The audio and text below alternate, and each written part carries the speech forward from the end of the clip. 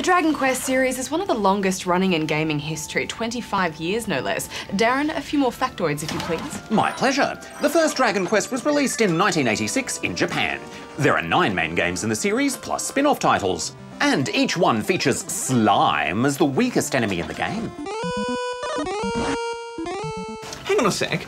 This is Dragon Quest VI, but didn't we review Dragon Quest IX about this time last year? We did. I'm confused. Is this game older or newer?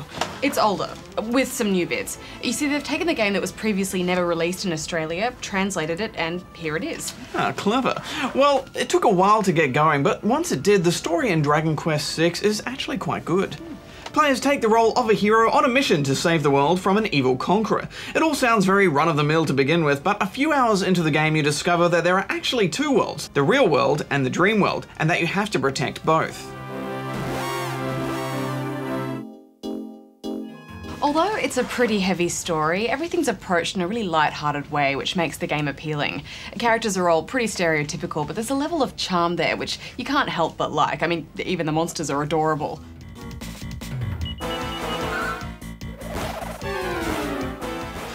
Hex, you know how sometimes I get really cranky about games that hold your hand a bit too much and don't really let you have any fun? Well, Dragon Quest VI does the complete opposite. There's almost no indication of what you have to do to make the game progress. A lot of the time you just have to talk to every character in the area, sometimes more than once, until the next event triggers.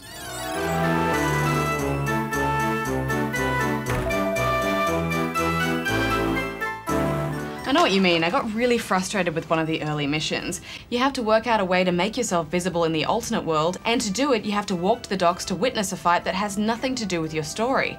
Then witness an attempted dog murder. Then go talk to some other random people, then talk to a guy who previously ignored you, who tells you rather cryptically that a pretty lady walked past him, and then you have to find her. And that's just to trigger the quest you need to do to progress. It all just feels so random, like the developers are torturing us. But Hex, you have to remember this game was first released 15 years ago. Way back then, forcing people to talk to everyone or explore everywhere on a map was a technique commonly used to make gamers feel like they were interacting with a large, complex, living world. I guess, Darren, but times have changed. For a gamer today, it's just frustrating and tedious. Also, there's another part of this game which is a bit dated. Random battles. Ah! Oh, I know, it feels like you couldn't walk 2 steps without pop, another group of enemies just popping up in your face. Dragon Quest VI uses a turn-based battle system. You give your characters commands for what abilities, spells, or attacks to use each round of the battle. Then it's the enemy's turn to attack you.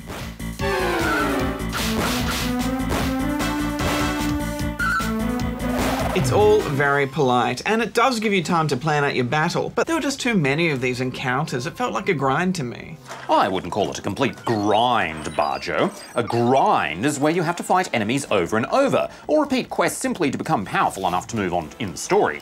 But here, with the exception of boss battles, most of the fights are over pretty quickly, and the number of fights you're in plays into the game's class system. I thought the class system was really interesting.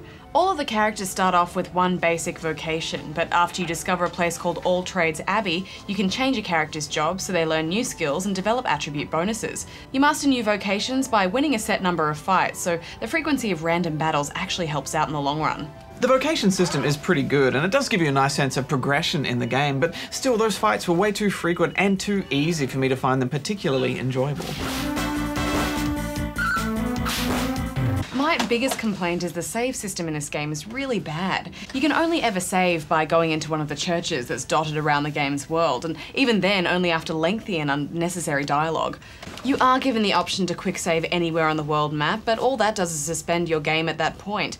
You can't quick save and then keep on playing. It's all very 90s, isn't it? Hey Darren, what's wrong with the 90s? The 90s were cool. Negative. Well, in the 90s, being able to suspend your game like this would have been a really good thing, but it's not really necessary now because you can just close the DS. Game suspended. So what's your conclusion, Barjo? Well, there is quite a lot to like about this game, and the story is really good, but those random fights do bog the game down, and it can't help but feel dated, so I'm giving it 6 out of 10 rubber chickens. Well, I think we're going to have to agree to disagree. The lack of direction is frustrating, but once you come to terms with the fact that you do have to talk to everyone, it's not so bad.